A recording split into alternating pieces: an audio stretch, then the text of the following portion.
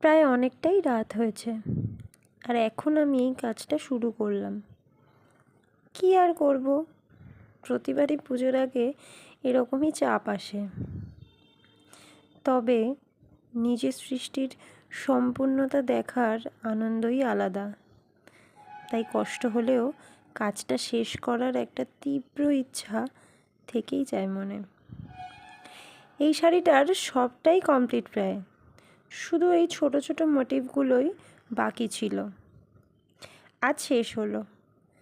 এখন রাত প্রায় 2:30 বাজে।